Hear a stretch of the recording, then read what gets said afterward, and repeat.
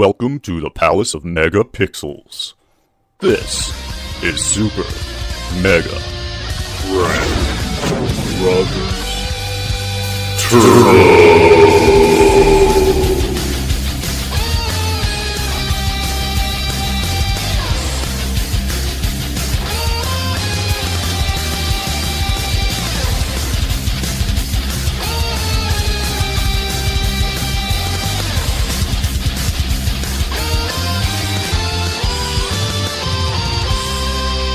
Hello, everybody, and welcome to Super Mega Crash Brothers Turbo. I'm your host, Stephen White, and with me is my co-host, Todd Stark. Hello. And Laceya Finley.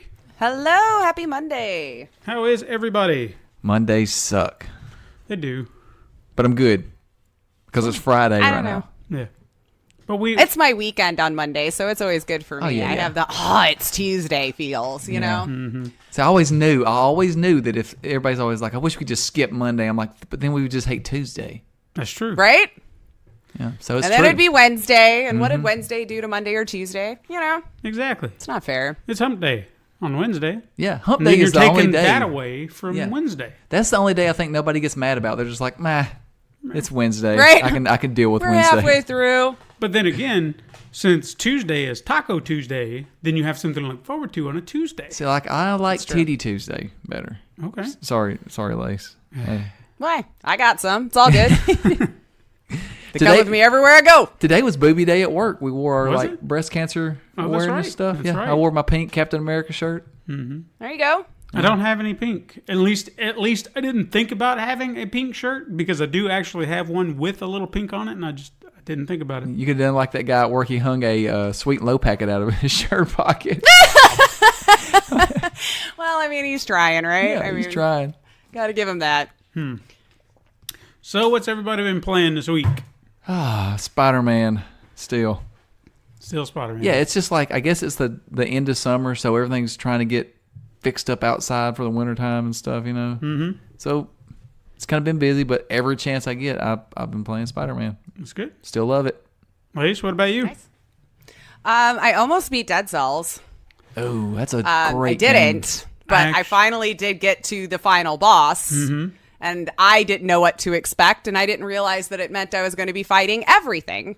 So I think I did get him about halfway down in health, though. So I should feel pretty good about the first run. But I've not had the fortitude to want to go back and try all over again yet. It kind Gotcha. of defeated me that day, and so I left it alone. But it is a fun game, and I'm hoping one day to actually beat it. So, but I actually saw that it was on sale on the flash sale they're doing on PSN. it was So, like $5 or $6 It's- off, something like oh, that. that's if you're Totally listening to this early morning, it's still going on, so you can probably go get it. Yeah, you should possibly get your phone out and get it now. So I got a question though about it, Lace. Is the final boss like I seen this one huge boss that I fought? He's like as big as the screen. He's like up on the bridge or the tower. Okay. And I just Was it the Black Bridge?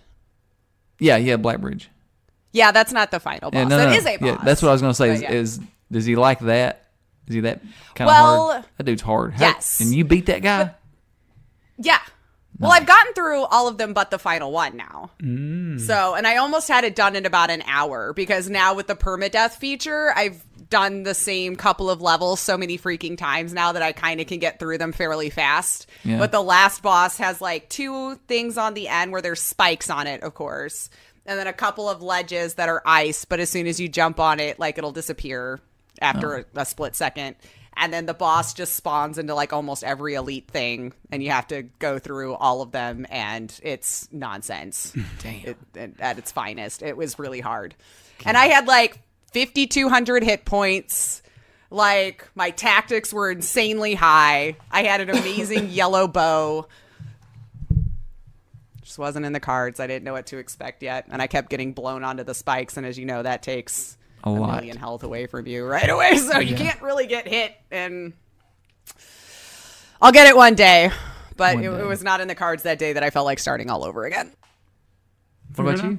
You been playing anything? Still trying to play Just Cause 3, but every time I sit down with it, I feel like I'm being pulled away by something else. You know, either something's distracting me or I can't focus on it. So all I've really been doing, and not to say this is a bad thing, it's been a nice escape, but I haven't really focused on the story per se. It's just I look around and I see all these areas that need to be liberated. Right. So I'll go and I'll turn up some rock music of some kind that just sounds like an anthem to go destroy shit, and then go destroy shit. That's a great thing to do in that game.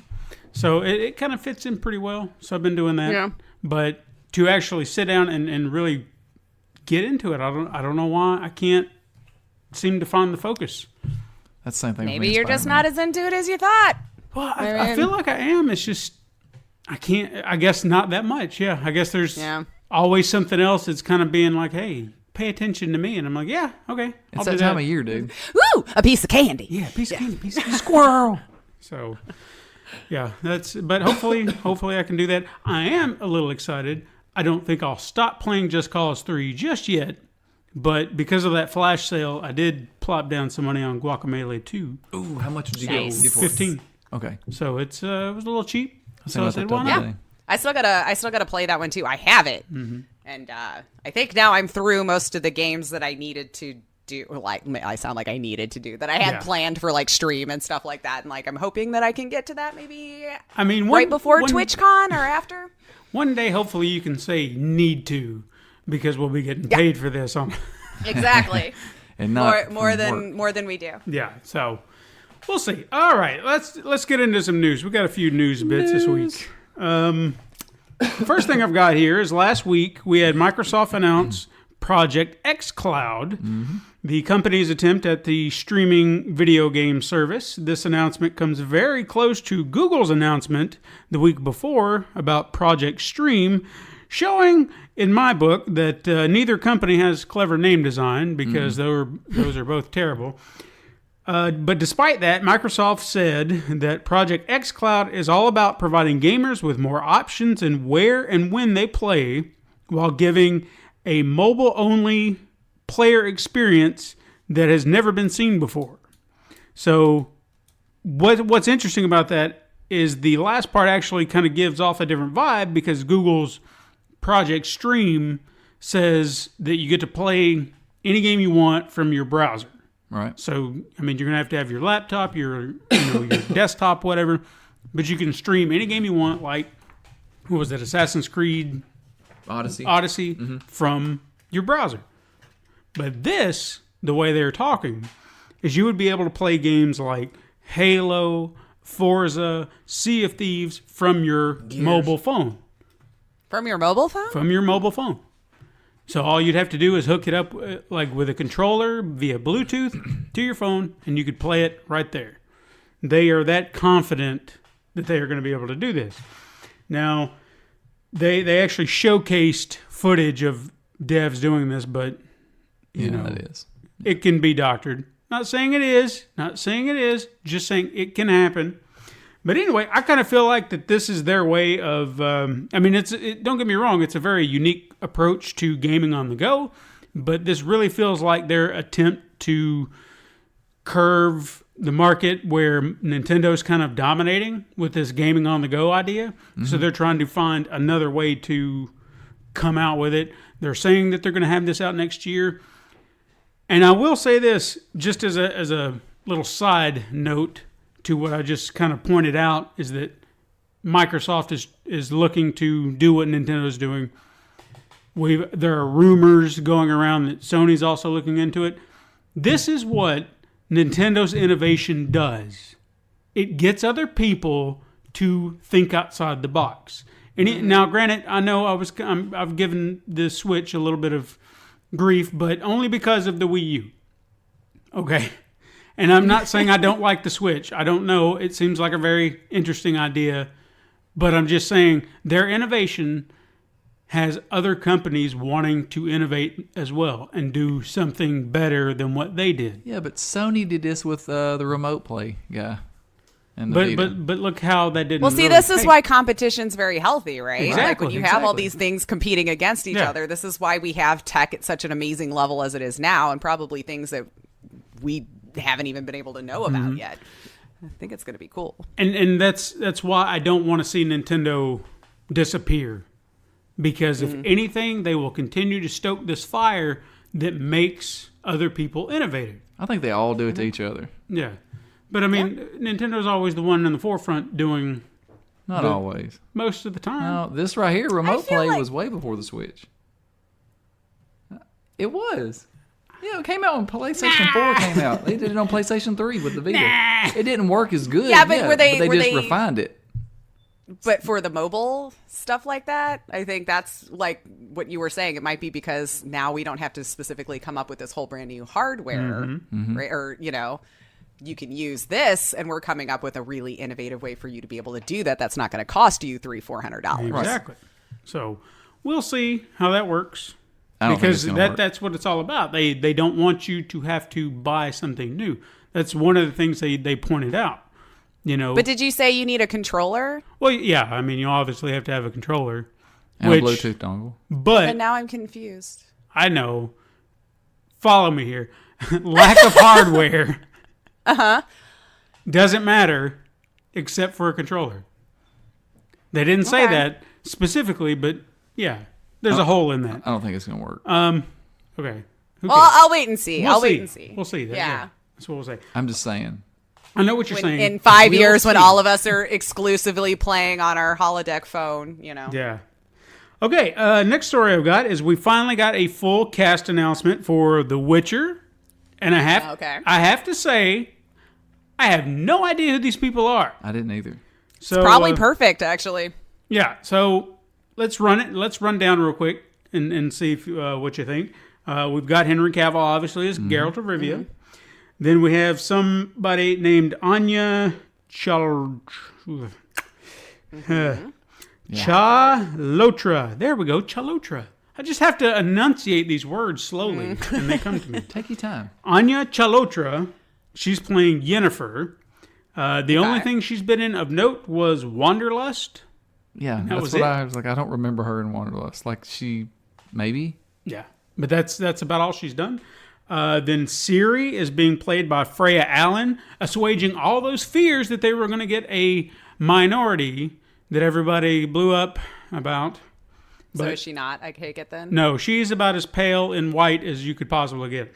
Now, she was, the only thing of note that I could see was Into the Badlands. She was in one episode of that, playing a younger version of a character in a flashback. So, probably not somebody you'd think about or remember Yeah, no, I don't in an remember. episode. So, but she's definitely a kid, somewhere 14, 15, maybe a little older. I don't know. But she's a kid. Princess Renfrey, which I don't recognize some of these characters. They might have not have been in the games. I don't know. Oh my God, I totally thought you were saying that was the actor's name. No. she's being played by Millie Brady. She's been in King Arthur, Legend of the Sword, and Pride and Prejudice and Zombies. So a lot of names with long titles. Then Tisaya. Yeah, nailed it. She's being played by Mayanna Buring. Now, she actually did a voice in The Witcher 3. She played Anna Henrietta, who I don't recall, but she was in it. She was did a there. voice. She was also been in Breaking Dawn 1 and 2 and Downton Abbey. She's about the only one outside of Henry Cavill that's actually had work. Downton Abbey. Yeah. Then we have Iced, who's being played by... this is a good one. Bjorn Heilner Haraldsson. He's not Yeah. Sweden. He's only been in the Borgias. That sounds familiar, It but was I've on never seen it. Showtime, I believe. Maybe. Yeah, I was going to say on Showtime or HBO, one of those I don't recall. premium Something cable about channels. like the Pope or something like that. Then there's Mouse Sack, whose name just sounds really awesome. He's being played by Adam Levy. He's been in Supergirl, the TV series of Snatch, and then Snatch. he was Peter in AD. The Bible continues. Nice. I remember him from that. I don't. I don't remember either. All right, and then we're going to run through the rest. We've got Queen Calenthe. I think I nailed that.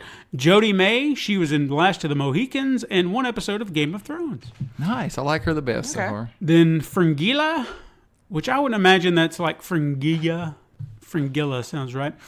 She's being played by Mimi why do they put two consonants together? Nidwinwini. Ndiweni. You figure it out. She's been in Cinderella, The Legend of Tarzan, and one episode of Doctor Who. And then finally we have Sabrina being played by Therica Wilson Reed. I'm going to assume. Thank you, Therica, Yeah. for having your last name Wilson Reed. And she's been in stuff like The Last Call and Foxtrap, which I have no idea what those are either. But along with this announcement, there was a breakdown of the characters by the showrunner herself. She says Yennefer is daring and bold, shrewd beyond belief. Ciri is feisty, or a feisty iconoclast, just learning her role in the world. That doesn't make sense. Oh, while her grandmother, the Queen Calanthe, is the lioness of Sintra, and lovingly married to her husband, the Skelligan warrior Ist, played by Bjorn. In their court sits the druid Mousesack, leading the magical academy at Aretruzet. Why do they come up with these names? You know what? You know, I figured it just out. feel like all the fans that are watching this or listening to this right now are probably like losing their mind. Like, it's clearly pronounced blah, blah, I blah. know what it is. Yeah, I'm sorry. I don't know these things. So there you go. If you want to go look this up so I don't have to read it anymore, just do it. I appreciate it. Please. He's tearing these names up. Yeah. I mean, it's terrible. They've cast so many weird names. But hey, maybe one day we'll know who they are. Right now, I Exactly. don't. So I'm ready for that. that's what we're excited for. If I had Netflix. Okay, quick hits. Okay, I got a few. First of all, Sony announced that name changes are coming to PSN. Woo! Finally! Yes. So, yeah, what are you going to change your name to? I'm not changing my name. Okay, so you don't really care. No, but I'm just glad that they gave that option. Okay. Sony's also putting a legal smackdown onto a California man who was selling jailbroken PS4s. Smackdown. Yeah. I don't know what beyond a cease and desist, but they're doing it But why, though? because it's violating their copyrights. Okay. Yeah. That's all I can really tell you. Also on the subject of Sony, they got a lot of quickets today. There was a headline that read, Sony confirms next PlayStation. However, Yeah. if you read the article, all that was really said was that the next generation of consoles was a necessity. So he Yeah. really didn't say, oh, yeah, we're making that. He just said, yeah, I mean, it's going to happen. But I mean, we are overdue. yeah, Ice cream Technology is cold. advancing. I just feel like it was duh. Okay, at that point. Doesn't want it to be out. It's a secret. Yeah. This just in, water is wet. But this is people nitpicking and try to find those. He said it. He didn't quite say it, but he did say it's gonna happen. So he confirmed it. Yeah, that's. I mean, you're stretching here. Yeah. Another thing I've got is Skybound Entertainment cut a deal with Telltale Games to finish the final season of The Walking Dead. Thank you. Yes. But are they going to pay the people? They better. There's a lawsuit out, so I'm pretty sure they will. But how I'm are gonna hoping do they it? just bring back on the same people who were creating it, because who would know better than those who Yeah. have already been Right. writing the code, doing the things, like That would be the smart making play. the script. You know, like they said, like I read something that said that they didn't do anything wrong because they were in talks with somebody to keep the company going, so you don't have to give them notice. I mean, it's still an asshole thing to do. Bullshit. See, I thought I heard the loophole was that before this all happened, they already have like a paper trail of them trying to get funding or going bankrupt already. And if that's the case, then you can do it like that. I mean, Yeah. see, now look at all the That's what I rumors heard. flying. Yeah. That's the same thing I heard. Loopholes. Yeah, something like that, where it's like if they had proof that they were losing money beforehand, ergo they tried to correct it, wasn't able to, and then by law it was okay because they tried or something. I don't know. I'm probably really distorting the story. It's still wrong. It's still an asshole thing to do. Oh, for sure. For sure. TwitchCon 2018 will feature a Bethesda showcase and have its very own Fortnite Hall. Thank God. Yeah. But y'all needed that. Lace, I know you're excited about Fortnite Hall. I didn't know how I was going to go all weekend. Well, there you go. Oh, wait, my phone. Yeah. Because of xCloud. Thank you, xCloud. Thank you. But I won't get internet at TwitchCon, so it doesn't matter. Yeah, that's very true. Now, apparently, I didn't know if you all knew this or not, but Fallout 76 has dragons. Aren't they called Death Claws? No, they're called dragons. Oh, they're, Oh. did they make it over from Skyrim? Yeah, they got wings and everything. They're dragons. Nope. How about I that? think somebody accidentally wrote the wrong code in the game and went, well, now it has dragons. Wreck-It Ralph screwed It's too everything expensive up. to take them out. Well, we'll see. How's that going to be? Damn it, that was supposed to be a Death Claw. Right. Oh, sorry, How shit. do you get We're painted wings? pink. It's flying now.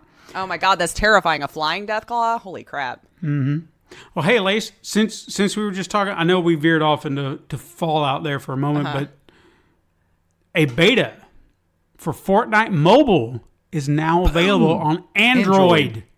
Oh, I didn't Now, know I wasn't allowed to play it this whole time. I mean, just assumed I now could. you know. Now I know. You have 'cause no I've excuse. been searching, clearly. But now it's out there. You have no excuse. You have I no don't. excuse. None. It's I really all don't. over the I place. mean, I have a console, I have a phone, and I have a PC. So one of these times I should actually get around You to can it. even do it when you go to the bathroom. I could. Yep, you could.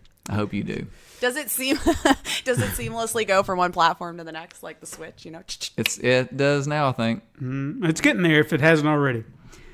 What else we got? Ubisoft is going to release remastered versions of Assassin's Creed 3 and Assassin's Creed 3 Liberation, and is considering more crossovers for Nintendo games, like their little Rabbids Mario game. Nah. They want more. Nah.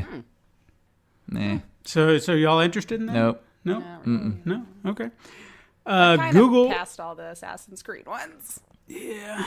Google's going to end its Google Plus service. Are seen that. y'all sad about that? Don't care. I mean, I What is don't use what it is Google anyway. Plus? What is Google Plus? I don't know. Yeah, I feel exactly. like I used it just to like quickly log into new things I was signing up for because it popped Yeah. up and then I could click my email and then we were on our way.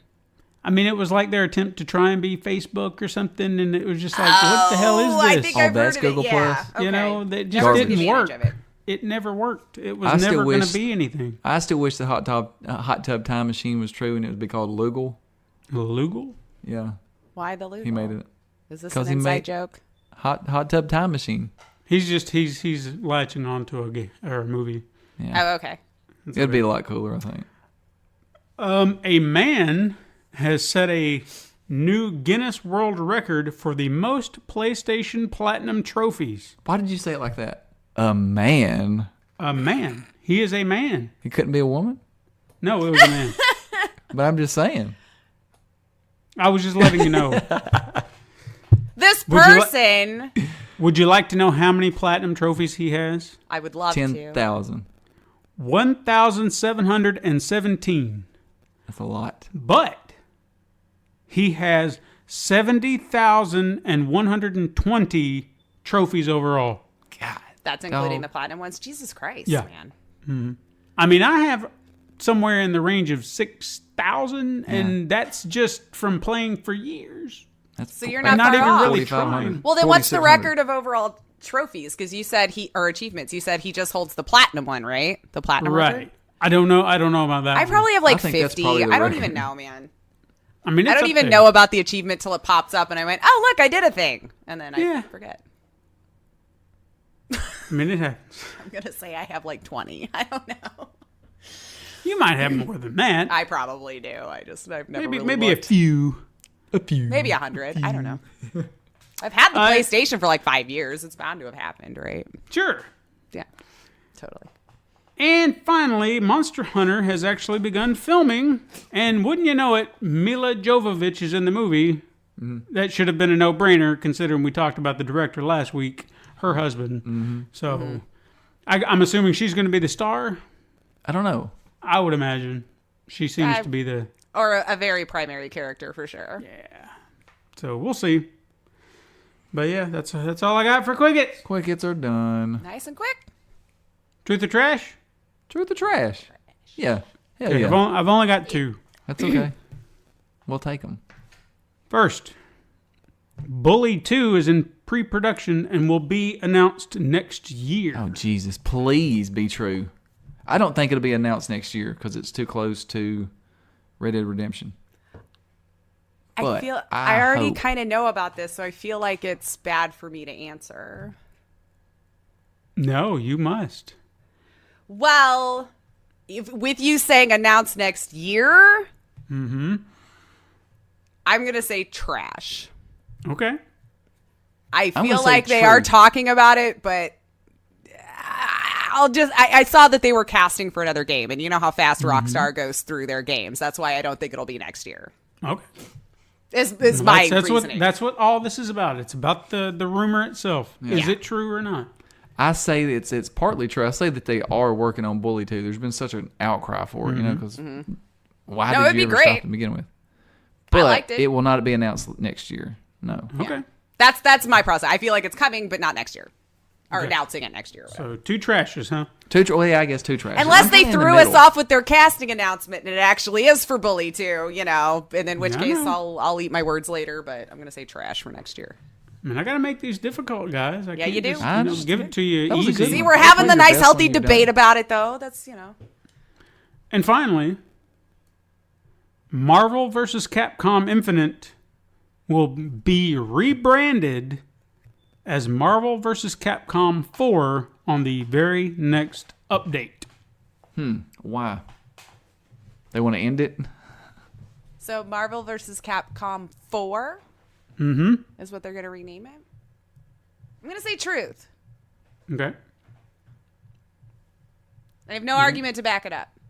I'm going to say trash. Like, why? Why? I don't know. Yeah. Unless, I mean, it's unless it's just to end it. Like, okay, like we need to change the perception of We this. want to but go we're to not a gonna different universe. Sponsor with it this or forever. something. And they're worried about legal battles or something. You know, infinite. That's forever. You know how the internet Fair is. enough. But, I mean, it does kind of loop into the story, or so I'm told. I don't know. I've not played it. Played a demo. Played a demo. Okay. Well, so, I guess trash. okay. Fair enough. Weird news? Weird news. Is there sex in it? Well, I'm sure that if you look hard enough, yeah. Awesome. I'm ready. But let me ask you this: can you guess what it's about, or at least where its origin is coming from? Can you give me one hint? It seems to be every week in weird news. For Donald Trump. Probably close. And this weird news, I feel like it's Yeah. always Fortnite. For some reason now, Nintendo, Fallout. their official distributor in Taiwan, has given Captain Toad Treasure Tracker an M rating. Damn. Well, they looking for dildos? I don't know. One might Is it assume. that? One might assume this may have something to do with the Stormy Daniels Trump thing, but at the same time, I just don't see how. Why? Why? Yeah, why? Maybe I don't know. understand. I don't know. Apparently, Nintendo has yet to look into it, but I would assume they should, because I don't really feel like the game should be rated M. It's a kid's game. No. Yeah, I might have to like read something about that because I'm not tracking why that has anything to do with the other. But Well, again, I'm just But I'm, I guess I'm it- under that assumption. yeah, This is why it's weird news. It shouldn't be rated M. No. Unless, So, they're looking, unless they really are looking for dildos, then yeah, you rated never M. know. You never know. All right. Oh, wait, I think I just figured it out, but I'm not going to say it. Okay. Oh, I Continue. did too. When she said that. Okay. Toad. All right. All right. Toad. You guys are. Damn it, Laceya. Why did you go there? I did not see the picture until then. And then I guessed Donald Trump, and for some reason it did deal with Donald Took Trump a my little. brain a little bit to make the full circle, but I think I understand now. Gotcha. Anyway, what else is weird? That's all I had of weird news. That's all you needed. Jeez. But hey, guess what time it is now? It's time for... I'd buy that for $1. So, trying to find things that you people will buy seems like it's a little difficult here. Yeah, but you pick crap. You know, I mean... I don't know. I thought I was an easier sell than Todd was, but If- you had a lot if- of Fallout stuff for me, so. Yeah, I mean, if you got Fallout merch, you want it. If it's Kingdom Hearts, you really don't. Yeah. However, it does seem like, you know, if I'm kind of preaching around the retro circuit, you might have a little bit of interest, right? Maybe. Okay. Maybe. Yeah. Okay. So, let's see where this takes us. Now, Midway is a company that I feel was very synonymous with arcades. Mm-hmm. You know, you'd walk into any arcade and a large portion of games would have their name attached to it. If you're feeling nostalgic about some of those titles, perhaps I could interest you in the Midway Gaming Box. All right. This box is designed to resemble an arcade cabinet and is chock full of little goodies. And it will make you yearn for the days of the old arcade. Would you like to know what's inside that box? Please tell me. I would love to. First of all, the box is designed to look like an arcade cabinet. Mm-hmm. All flashy. So you already have that going in. Can you put a quarter in it? Ooh, I don't know. That would be cool. It would be cool. Like it's a bank too. Perhaps. See, you could have sold it. I would have bought it if it's a bank. When you crack this arcade cabinet open, you're going to find yourself a Rampage journal featuring art of George, Ralph, and Lizzie. Mm-hmm. Okay. You have a Defender Teeny Tin, which is like, you know, the game Defender, and it looks like a little lunchbox. You know, it's not a full-size lunchbox, but it looks like a lunchbox. Is this not a... You can't play games on this? No. It's a gaming box. Just chill out here. Damn it. Then you have two bumper stickers, one of Joust and one of Gauntlet, a paper boy sheet magnet, Jesus. a Joust boinger, What? vinyl figure. You know those things that you pull back and they go boing, yoing, yoing, yoing, like that? My God, man. Yeah. Wow. Little...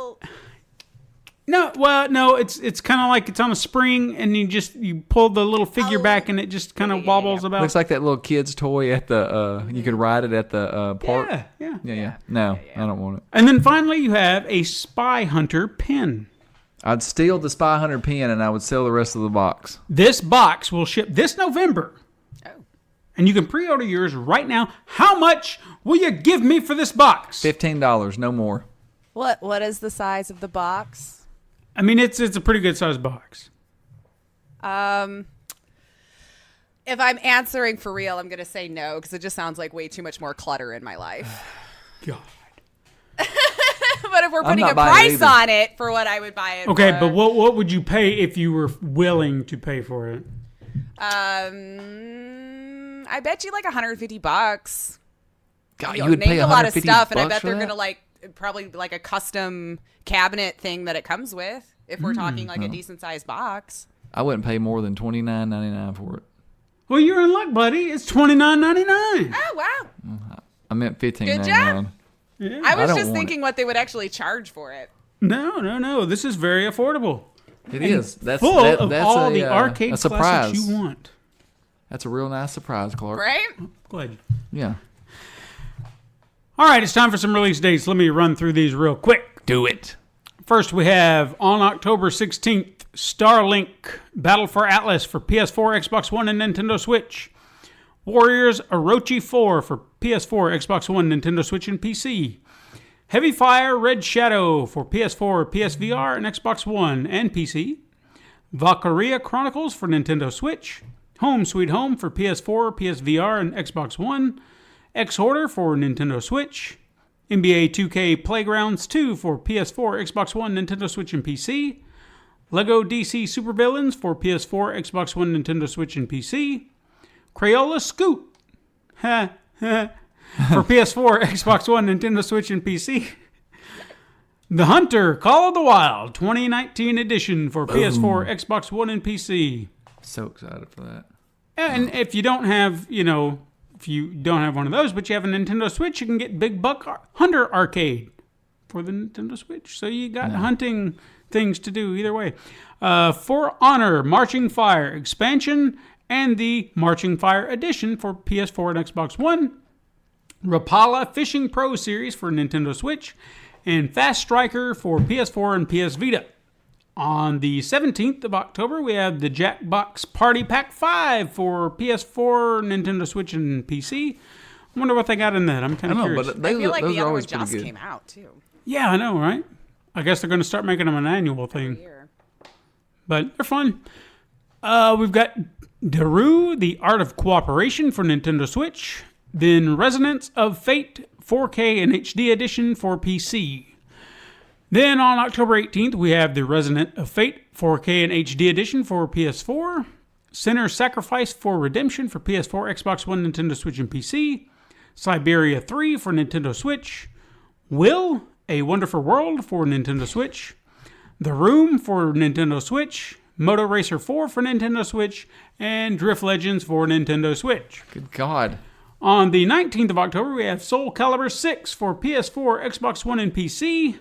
Dark Souls Trilogy for PS4 and Xbox One. Dark Souls Remastered for Nintendo Switch. I Hate Running Backwards for Nintendo Switch. And Tied Together for the Nintendo Switch. Then finally, we have Pipe Push Paradise for the Nintendo Switch on October 20th. Whew, those are our release dates. That's a lot of release dates. And a lot of them for the Switch. Yeah. I was been reading that they have actually moved into the front of, like, all the developers are saying that they are easier to work with than Sony now. Well, So a lot of people were saying that at they PAX. needed the games. They got Well, the I games. mean, it also probably helps that they're lending themselves a lot easier to independent developers as well. Yeah, that's So that's going to was the give main you a thing I was lot saying. larger of a library. It's true. All right, guys, you ready to play? What the hell did you just say? Hell, did you just say? What did you say? I've got a few, but I think I might skip a few because it's a long list. But we'll see. All right, first of all, Lace, you'll go first. Okay. Second. Shit, that's a tough one. Second. Like, oh man. I think it's just a running app. So, like, when you're trying to beat your last time, every second of that second counts when you're trying to beat your old record. So, yeah, it's just totally a running app. Okay. Todd, Ultimate Hard Bass Defense. Hard bass. Mm-hmm. God dang. Ultimate hard bass. It's a a combat fishing game, Love it. Okay. and you got to defend your bass. That's pretty much it. Okay. Lace, Washed Up. Washed up. So it's the sequel to the combat fishing game already. When you have defeated all of your fish and they get washed up onto the shore, whoever can collect the most of the bodies wins, of the carcasses of the fish. Good. Boom. Todd, Bear Hammer. Bear hammer. It's like whack-a-mole, but it's with bears. Okay. I mean, you're hitting these bears on the head with a hammer. Hans. Hans? Hans. So, German Hans makes the strudels, right? And so it's a time management game for how many strudels you can sell out of your truck. And of course, it gets extremely complicated because all the different fillings that you can put in strudels and the different icings that people want, and they start to lose their temper, and it just makes a very fast-paced click, get everything made kind of game. And there's only 10 levels, though. Figured it'd be an Arnold Schwarzenegger thing, like a runner, like, grab my hands. Step by Step. It is, wasn't there a show called Step by Step? And It a was. song. It's a point-and-click That's why I adventure started- based. I step It- day by day. It's I'm not gonna keep saying It's a point-and-click adventure based on that show. Now, does it star Patrick Duffy? Yes. Okay. Yes, it does. The original cast is there, and they're doing the voices.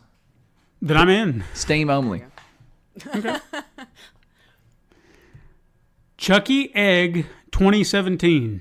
Jesus. Chucky Egg 2017. Oh my god. So some of these are just like time waster games, I think, on PC. That's Chucky what I Egg. think so, I too. feel like it's just like a what do you call those things? You put the rock Slingshot? in, pull it back. Slingshot. Thank you. You're You're welcome. Chucky the eggs. That Maybe was you're bad. I'm sorry. I'm not good at this game today. You're fine. Nobody's good at this game. And at different targets that are down the way, and you just got to make it into the targets with the egg. And the egg's name is Chucky. Mm-hmm. Yeah. We're Chucky Egg. Existence equals existence. Oh, it's deep. Oh, it's a story, a love story, Okay. but that's just the undertone. But it's different universes that exist simultaneously. Okay. And that's all I'm going to say about that. Okay. I don't want to Good job spoil it for for us. you. Yeah. I don't want to give it away. Cultist Simulator Dancer. Cultist Simulator Dancer. Mm-hmm. I feel like it's a rhythm game. Okay. But obviously it's to cult chants. So like you Ooh, have shit. your chants around there you got the star in the center, and all of your enemies are at each pentacle, and you're in the center, and every time the specific chant goes by, you've got to hit the button at the right time. Yep. Because I that's like how it. the cults roll. I'm playing it. I know somebody that would play that. Hiding Spot. Oh, easy. It's just hide and go seek. Okay. Kids in the neighborhood. That would be I think that would be kind of a cool little premise. Could be. Her. Oh, fuck. It stars Joaquin Phoenix. It's a point and click adventure. Her. It's point and click adventure her, because I'm like, I've heard of the game Her Story. And just a coming of age, feel good rom-com where she is discovering her. Okay. And then the backdrops. Boom. That's the trailer for it. Bolito Master. You playing this game called Bolito. What the fuck is Bolito? Is it a game? Well, it looks like bullet with an O. So, Bolito Master. Oh, it's a Forgive my- cheap ripoff of Guacamole. Okay. Except you're Mexican gangsters, so you're like, what was those little guys? The little homies. Mm-hmm. It's just based on those. Oh, just the homies? Yeah, little homies. The homies. God's Basement.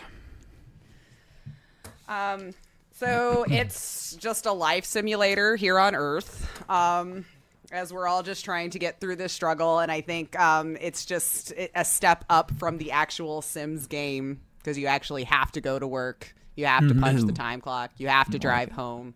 You have to take care of the kids. It's not really that fun. And we're in God's basement. I don't know why they made it.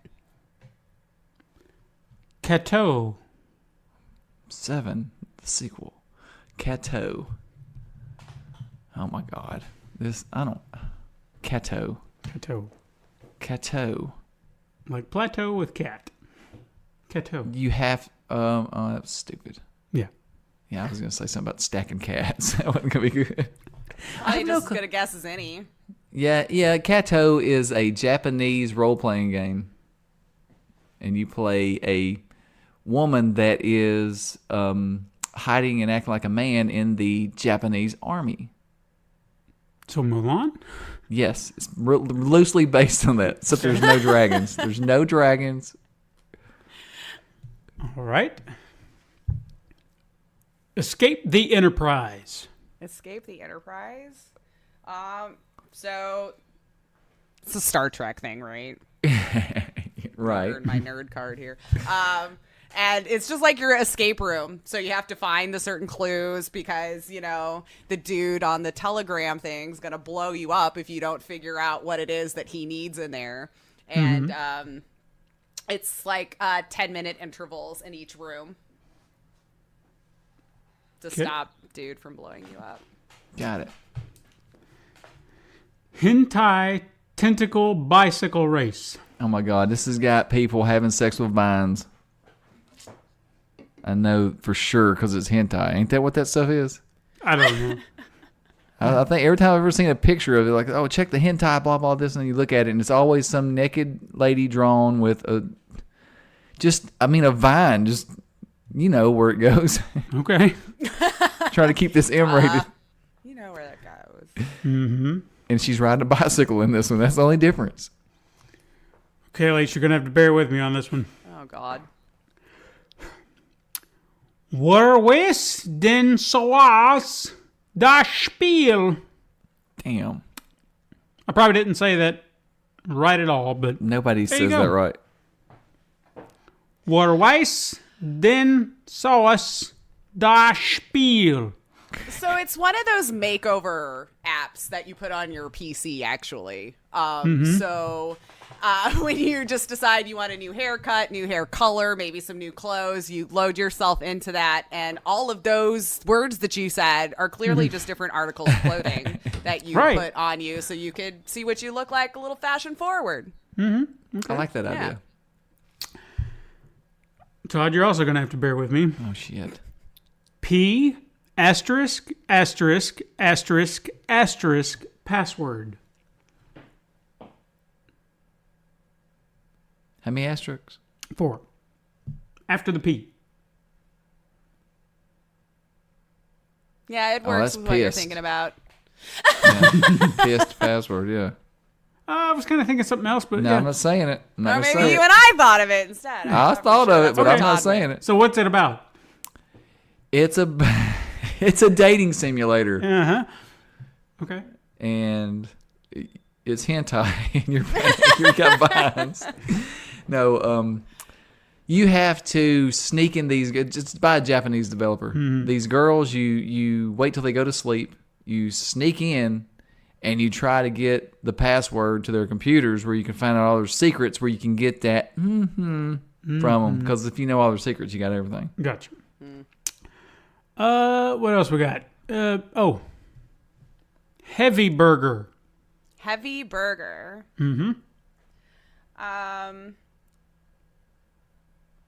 Be really nice if I could remember this person's name that I want to use right now. Heavy burger. So, I think you're just trying to see how many burgers you can feed in to, I don't know, some random stranger on the street. It's very rude, actually. But His name is Heavy. I mean, well, we don't call him that to his face. We do try to be a little sensitive to He his is a little struggles. sensitive. Yeah. Sometimes. Tiny Tazy Town. It's seriously a tiny town builder. Okay. Is that a Max boxes or something? Yeah, Like on Facebook. it's like Weeble Wobbles, and they wobble, but they don't fall down. Gotcha. Yeah, you got to build that little city, and those little guys run around. Sure. Yeah, made by Tiny Builder. Oil Patch Simulator. Oh my God. I feel like a lot of these are just exactly what it sounds like. Exactly. So it spawned off of the outcry of the puddle from Spider-Man. And so since everybody was so upset about it, they decided to create a game where people could make oil patches and their puddles all to their heart's content. I like it. Yeah, I would play that for about 5 minutes. Game quotes the game. It's a what was that game back in the day? The question game. You know what I'm talking about? Like Trivial Pursuit. Trivial Pursuit. That's it, but it's Trivial Pursuit, but it is like game quotes. Is it? That's it. Yeah. Or like, what was the one with the DVD? Seen it? Seen it. Yeah. Well, oh yeah. Well, it could be like that. It's kind of like I'm going to say it's like Jeopardy with video game quotes and stuff like that. Gotcha. But how many video game quotes are there really? That's what I'm saying. Like some of them will be like, "What scene is this game from?" It is. Or what is the next thing they say? Okay, you ready? I don't know. Yep. Lace? Pandas die. Oh, well, that's sad. It's like a mortality simulator. So, you're working at the place, I don't know, where they always have all the pandas in that big, nice park, where they're always being honorary and going down the slide. And, this kid was taking care of the panda one day and it passed away. And we have to explain to the kid why the panda's going to a new farm. Okay. It's really teaching you sensitivity and how to talk to children about death. It's Good to Be a Pirate, RPG. It's exactly that. It's like what everything that Sea of Thieves meant to be. Mm-hmm. But they did it right. With actual quests, though. Yeah, with cool quests and just the fun that's not in Sea of Thieves. Mm-hmm. They forgot the fun in Sea of Thieves. Gotcha. It's just a pirate game. Double Head Shark Attack. Oh, well, it's another sailing game. Mm-hmm. And the freak of nature two-headed shark you're always on the lookout for it. But the thing is, if you actually are able to spear it with, the spear, not like having spirit, it's now your new anchor. Supply Chain Idol. And I don't mean like idle, American Idol, like IDLE, like you're just sitting idle. Supply Chain Idol. Yeah, so you've got to come in and figure out how to get the supply chain moving. Mm-hmm. That's the goal of the game. Gotcha.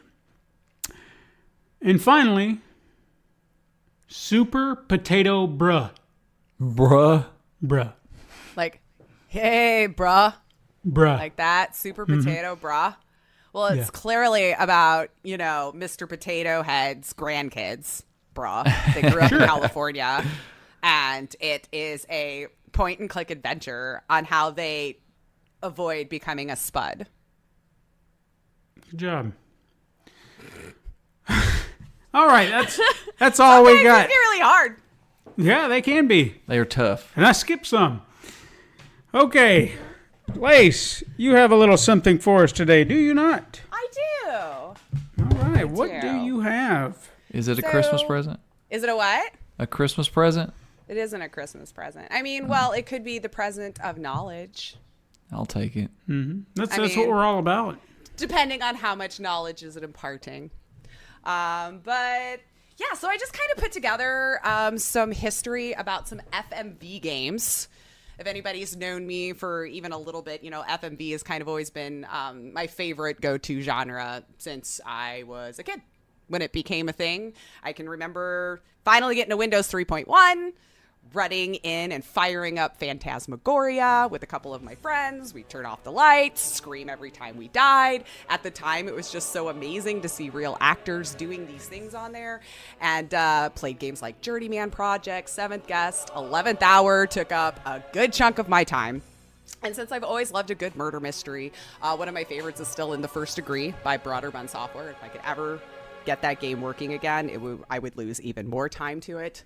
But so with my interest in FMVs, I wanted to dig in a little bit further because they've had kind of a rise and fall since their inception, where they would be strong for a while and then tend to crash off the market. So after its growth in the 90s, you kind of seen that FMVs have taken a backseat to video games with bigger and better graphics that could be created without an actor that eventually evolved into what it is today.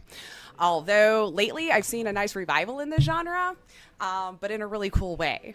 But before I get into the newest iteration of the genre, let's just take a look at some of the games that kicked off the FMV trend and how it shaped how we might be looking at them today. So in my research, the first wave of FMVs happened in the arcades in the early 80s.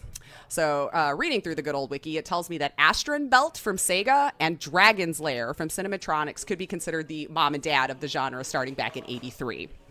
Both of these games used laser discs to store the videos used in the game, which made the visuals a little bit higher quality compared to arcade games in this particular era. But using these visuals added to the limited nature of the FMV, the price to play was actually considerably higher than most people were used to. So if you were used to putting in a quarter, now you're putting in two. But the high cost of the hardware and some reliability issues that came with it caused its popularity to kind of go the way of the dodo. So between 85 and 87, they kind of dropped off the map. You didn't really see a whole lot more. But some of these companies tried reviving it, such as RDI Video Systems, which had the unreleased console, the Halcyon, that used Laserdisc technology, was what I meant to say, and even had its own original FMV title, Thayer's Quest, which was planned for release. Again, the cost was a huge factor, which is why the console never even saw the light of day. But Atari had plans for Laserdisc titles, but wound up canceling more than they ended up releasing. And even Universal stopped development on games after releasing only one, despite having a hefty lineup of them. But once the tech behind the Laserdisc had improved and became more reliable, there was a second attempt in the genre. Ironically, at this point, though, costs for the games had come down for the developer, but the price to play had gone up, which actually increased its popularity of Laserdisc games in arcades. So now if we jump to 1990, we now have the birth of Mad Dog McCree, which did extremely well in arcades. This was the first title. Did you play that one? Yes. I remember having a blast with this game at arcades. Trying to play it on any other platform, though, but we'll discuss that. But this actually was the first title released by American Laser Games, which was a company that had previously only made police training simulators. So they filmed all of the footage for Mad Dog McCree in New Mexico, used only local actors to fill the roles, and with the success in the arcade, a home console version was released for the 3DO, which is a video game console developed by 3DO Company by the founder of EA, Trip Hawkins, which used FMV exclusively and folded after only 2 titles. But unfortunately, the game quickly lost its praise. So even though the 3DO was hyped to be the 1993 Product of the Year by Time Magazine, the game couldn't hold its footing in any other market either. It was eventually ported to the Sega CD, but the video was grainy, and the manual diagrams on one of the levels was very indiscernible. But in spite of that, the Sega CD version was noted as the best port to that date. So in this same era, though, Dragon's Lair 2, which was shelved years earlier, was finally released with strong sales. Time Traveler is another one that really took advantage of this technology and used a special projection to give the appearance of 3D visuals. The fad, though, faded again quite quickly in arcades. Laser discs weren't as interactive and replayable, which was always a problem, I feel, in arcade games regardless. But then in 94, there was another slight resurgence when newer tech became available. Now, this is when I get on board here. So hard drives and CD-ROMs with increased capacity and eventually DVD-ROMs became commonplace in arcades. However, only cutscenes were taking advantage of FMV, not the gameplay, since options at this time were still very limited. Kind of like how Quantum Break did in the 2016 game, where they just had those cutscenes in the middle. So how do PCs play in this? And home consoles, how do they help the genre? Well, in early 90s, PCs and consoles moved to creating games on CD, allowing the use of more than a couple of minutes of footage for a game. So soon, a slew of these games came onto the market. Night Trap is probably extremely recognizable for some people. Seventh Guest, so both of those were in 92, Night Trap and Seventh Guest. Phantasmagoria, which was in 95. And the Police Quest games, which was also in 95. And I've already mentioned some of my favorites, like In the First Degree by Broderbund, which was also, I believe, 95. And let's not forget, but you might have, but I haven't, Black Dahlia, which was released in 1998 by Take-Two Interactive, and it had 5 discs. Wow. So still to this day, one of my all-time favorites, though, is X-Files. Yes. X-Files had an FMV game, so complete with Mulder and Scully. You had Skinner. You even had the cigarette-smoking man. Your playable character, though, was Agent Craig Wilmore, and you were tasked with finding the duo after they went after another one of Mulder's hunches. And let me tell you, I enjoyed this game over and over again. What's more is that it followed along the same story of the show, somewhere between, I think, like the 3rd and 4th season. So if you were a fan of the show, you just got much more story to love, but I digress.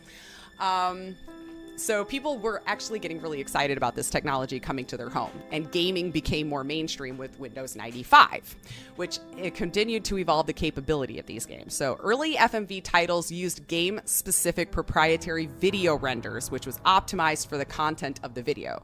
So for instance, like live action versus animated.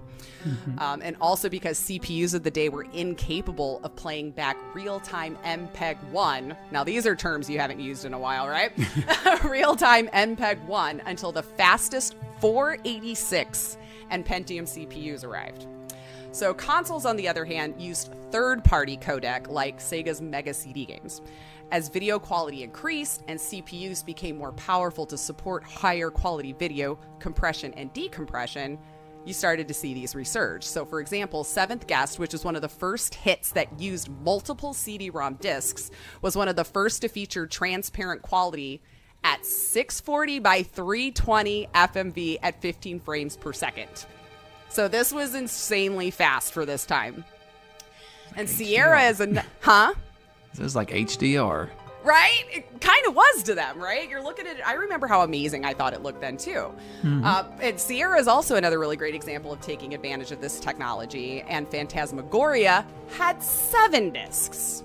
Wow. You kids today will never even know the struggle, all right? You lost a disc, you didn't play the game. And that's just how it was. I recently ran into this issue, unfortunately, where I got through all the ones missing the last disc, and I was so sad, but I still don't know where it is. But anyway, at this time, come back to the point. The games still were very pixelated. And high motion scenes would be extremely distorted, and working with very limited colors, there were visual problems, obviously. But still, at the time, it really pushed the tech envelope and was seen as quite impressive. I remember thinking it looked fantastic. You thought you were watching TV. Now I go back to play them, though, with your HD monitors, in some cases 4K. They kind of look, well, it's really hard on the eyes. Let's put it that way. And then you had QuickTime that kind of got thrown into the mix there for a while, which a few titles took advantage of, which was kind of my bane, actually, every time I needed an update. Then came along Johnny Mnemonic. For example, it was an interactive action movie and the first game made by a Hollywood studio. Sony ImageSoft reportedly spent over $3 million on this game. So I hope it did really well, especially for the 90s. I doubt it. I did not look that one up, but the first FMV to actually feature Hollywood actors was Wing Commander 3, Heart of the Tiger, and the most significant FMV released. It came out in 94, had poor quality visually, but it was still praised at its time for its innovation and actually adding gameplay to FMV. So this is the first time we're starting to see it outside of just simply a point-and-click adventure. Now, it starred Mark Hamill, Malcolm McDowell, and if you look him up, you'll definitely recognize him because he's still working a ton today. There's just too many credits to name off. And John Rhys Davies, who's from The Lord of the Rings, playing Gimli. And Tim Curry, which I feel doesn't need any more of an introduction than that. So that's just to name a few of the people that were cast in this game. So this might have added an extra reason for its praise. Because those are some big names to have in a game, especially for that time when games were just starting to kind of get their foothold for FMVs. And the sales were solid. It earned $15.9 million on the PC version and roughly about 400,000 copies by October of 99. So in those, 5-year period of time there. A Pentium processor, though, was required to get the full performance out of this game, which wasn't that common yet on home PCs. But it bragged that it didn't mind leading the way to hardware sales, believing that Pentium would soon be the standard for gaming and PCs. So next on the docket, CD-ROMs. That's what really changed what FMV could do. Night Trap, again, as we had mentioned earlier, is another game that most people old and young can recognize, seeing as how it was just remastered with 3 different ports of the game. But calling it a game is a stretch. Again, you're watching scenes and hopping from camera to overhear certain passwords and set off traps to protect certain people from aliens, which look like ninjas. This is No, they were aliens. I'm not really sure where they were going with that. Still fun, but it was more akin to like watching a B-rate movie, right? The acting was poor, even though I still found it fun, and the special effects were extremely low budget and very amateur. But it didn't really matter much for the time period. Excuse me. But why though did the genre die for so long? Most of it can just go back to speculation to hardware and software issues, and FMVs just weren't that much fun or diverse in its gameplay, as we were mentioning. Most of it was just watching scenes. They were almost always adventure games, QTE button mashers, but once 3D graphics started to take off, consumers set their sights on those as it was new and exciting for its time. So by the time PS2 and Xbox arrived, FMV basically became extinct. So now if we jump to today, there's been a nice uptick in the genre, though, with some really amazing games, with Steam and the digital marketplace making games easier to distribute. Cheaper and more niche games have found a revival. So you can see this with other genres, such as like the roguelike games and dungeon crawlers are 2 examples. But Wales Interactive can take a good amount of credit here by producing some great FMV titles over the last years. I don't know if any of you have played The Late Shift, which released in 2016. It is a 100% story game where you have to choose the lead's actions during certain story points, and they're usually on a timer to add a little bit of anticipation to it. But seriously, go play this game. The acting is freaking phenomenal, and even if you aren't a gamer, just go play it for the story. It was a gripping action from start to finish. It had 7 different endings. I had a freaking blast. And then Wales Interactive also had The Bunker, which was a fully FMV point-and-click game, which centers around one man trapped in a bunker during the war, and it has a pretty emotional storyline. Is that But recent? if 2000, I think 16 or 17, actually, yeah, so fairly recent for The Bunker. Yeah, I kind of remember that. You do remember that? Did you play I do. it? I think you played it. I played it. Yeah, he played it and talked to me about it. Yeah, it is a great game. I don't know about replayability. But for one time through, I think it was a nice short play. 2-3 hours, probably at best, Give or take, from start yeah. to finish. But then going back to 2015, though, Sam Barlow, he's a designer who worked on the Silent Hill series. He released Her Story, which is the first one that I can remember to catch my eye in the most recent years. The story here is fantastic. The price is like $5, guys. Go get it. The acting is top notch. Barlow worked on 2 more projects, one of which was #WarGames, which was more of an interactive series also, which I also played. Really great story on that one too. This one has you jumping from camera to camera to gather the full scope of the story, and depending on which camera you focus on per playthrough depends on what ending you get. I'll be honest, I don't know how many endings there are. But this started to make me scour the webs to see if the genre was actually starting to take a new hold, and I was happy because Contradiction released in 2015, which was the first fully interactive all-video mystery adventure game. The entire game is live action video.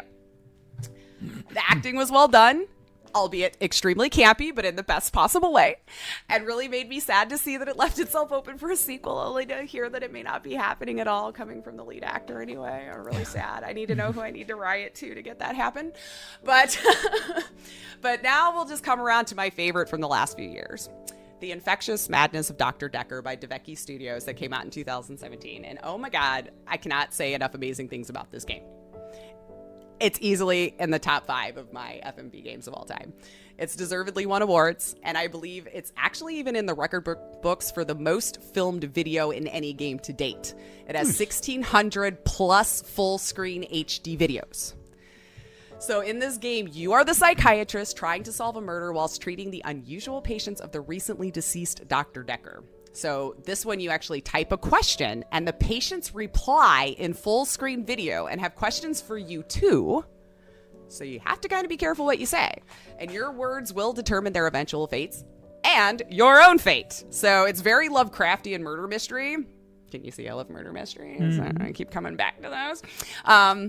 But you also have 6 suspects and 5, I know you can't see my quotation marks, but 5 side quest patients to interact with. And every time you play the game, the murderer is randomly selected. So even if you've played this game before, you could get a different ending. I've gotten 3 so far, I think.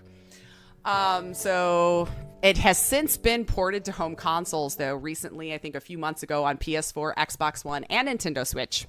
And over the years gained popularity even with newcomers to the FMV genre. So they did a fantastic job, and I can't say it enough. So if you like FMV, go get it. It's totally worth it. This developing company by Linda and Tim Cowles is also releasing the Shape-Shifting Detective, which now has a release date of November 6th. I will be playing it, and I'm going to toot my own horn here for just a little bit. But I do have a narrator voiceover in the Shape-Shifting Detective as well. Nice. So I might have an extra bias why you should go get this game. I would have told you to regardless, but I'm a little excited about that. I get to be in a video game. That is pretty cool. But so I'll definitely be playing this game. pick it up, wish list it, do whatever, just don't miss it. I'm really excited about this game, and actually right now, if you pre-order, they are offering 20% off on the Shape-Shifting Detective right now. So as you can see, over the years, technology kind of seems to be the biggest reason why FMVs have kind of gone up and down for the genre. Although with tech being as well flourished as it is today and still continuing to improve above what we can possibly imagine, I think we can start to see more amazing versions of this genre for years to come. So to my hope, because I still truly love them, and I'm extremely excited to see that they're making a revival. But before I completely wrap it up, I am going to throw out just a few FMVs that I feel deserve special mention that some people may not even be aware existed. So there's been some heavy hitters, as we mentioned earlier, with Wing Commander, for actors that have lent their talents in a few of these games. One of them I want to mention is Christopher Lloyd lent himself as the lead character in a game called Toonstruck, in which Lloyd is trapped in a cartoon show of his own character's creation. It was originally released in '96 for DOS, but it's recently seen a re-release on GOG with support for Windows, Mac OS, and Linux. So if you want to look that up, you can totally get a hold of it now. This game gets super, super weird.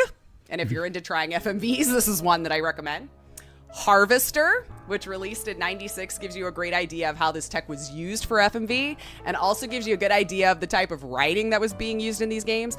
If you want strange, unusual, if you constantly want to say WTF to yourself, like every couple of minutes for a few hours, play this game. I can't even tell you how freaking bizarre it is unless you've played it. It's just really freaking weird. And I would also like to mention, with Harvester, be aware of the time period it was made in. That's because fair. There are certain comments made within the game that could really dialogue, be yep. considered like highly offensive today. That is a very fair point. That is a very So, fair point. So, just- yes, do it's keep in a- mind it was yeah. 90s. It's a product of its time. So Not saying it was right or wrong then either, but, you Nope. know, Just things saying. evolve over time. No, that's a very fair point. And then Christopher Walken starred in The Ripper, which released in '96. One that I will admit I never finished. It was hard. I felt dumb. Even Walken couldn't keep me trying. It was great, though, until this one dreaded puzzle just took me down and I never picked it back up. And remember, we didn't have all these walkthroughs that you could just easily find on the internet, okay? walkthroughs. Before all of you start keyboard warrioring me. Why didn't you look it up? Okay, like it wasn't that as accessible.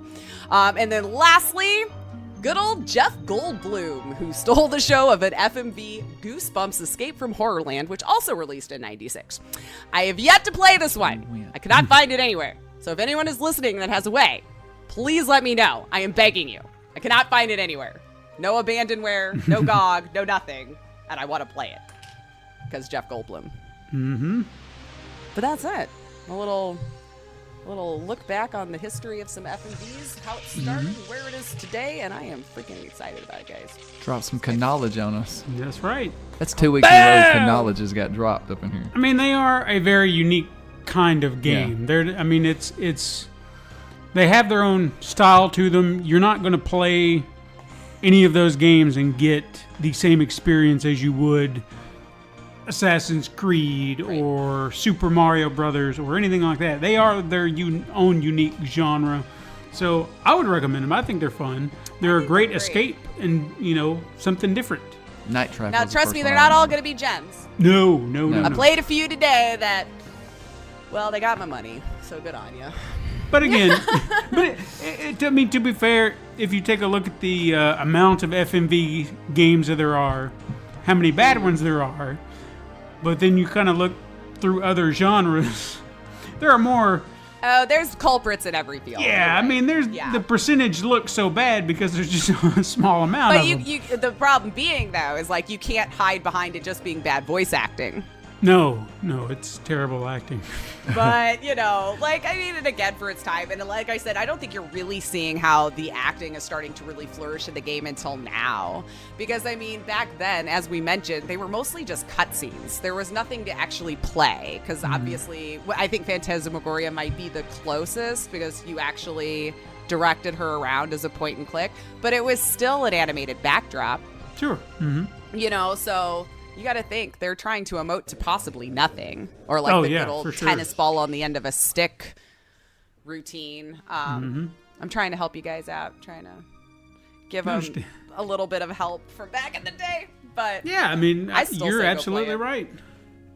Phantasmagoria 2, though, I think was completely full motion, though, if I'm trying to remember. I think they actually filmed that on set, so I don't remember it having an animated backdrop. But that one gets very adult very fast. So if you want to go play that one, do not let your children play it with you. Like, I remember the names to everyone you just said, but I have never played one. Never any of them. Well, I mean, except for like Mad Dog McCree. Mad Dog McCree, right, yeah. Journeyman Project, the one she mentioned early on, that was one. I think that was the first time that I actually saw something like that. I It was feel like full me too. motion. And it was, I think it came with the computer that we Yes! got. It was like Yes, a it Windows was like a demo 95 game. or something like that. Yeah. And it was mind blowing because it was like, I've never seen anything like this before, you know? Yeah. I mean, today it's terrible, but at the time it was groundbreaking. It was like, my God, I've never seen a game like this before. I want to play more of it. I don't care how bad I am at it or how long it's going to take. It was I just wanna hard. play it. Yeah. I do remember that being hard because it was more like a walking simulator-ish kind of thing. But The sequel was a pain in the ass. I never finished it. I did finish the first one, but I don't think I played the second one. oh my God. It got so there was a lot of time travel, a lot of back and forth, and it just got to the point where it was like, I don't know where I'm going. I don't know what I'm doing. You know? And again, no walkthroughs. You know?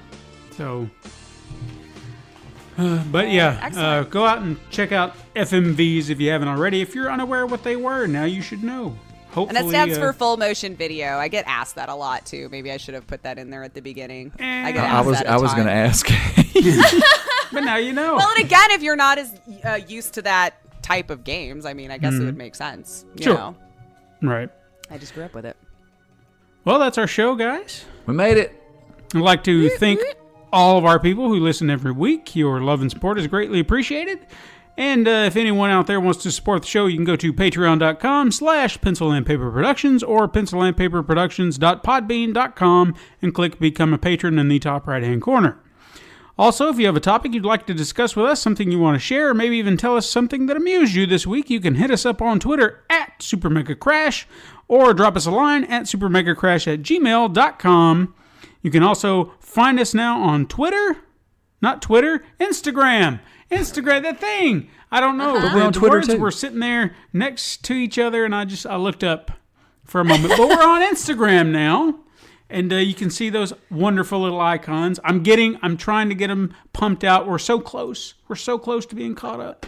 And then you're going to have to start posting food pics, man. Just be That's careful. right. Go through it So follow us there and check out all the lovely artwork that we do every week. What else we got? Oh, yeah, you can tell your friends to look us up under the Pencil and Paper Podcast Network, found on Apple Podcasts, Stitcher, Podbean, Spotify, or wherever you listen to your podcasts. And lastly, do not forget to check out our very first live stream on October 21st at 2 p.m. Central Standard Time on Twitch. Come on look out. up Super Mega Crash Brothers Turbo on Twitch, and you will find us. So go there, follow now, and you'll get a notification, hopefully.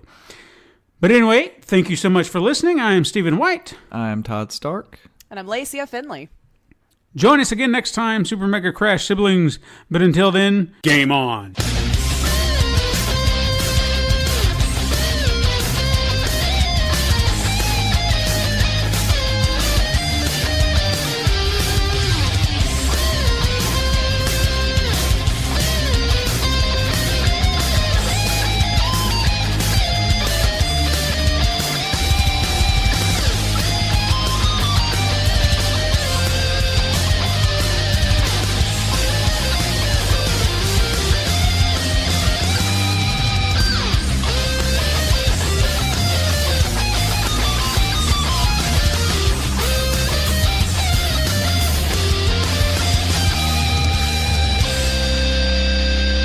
This has been a Pencil and Paper Podcast Network production.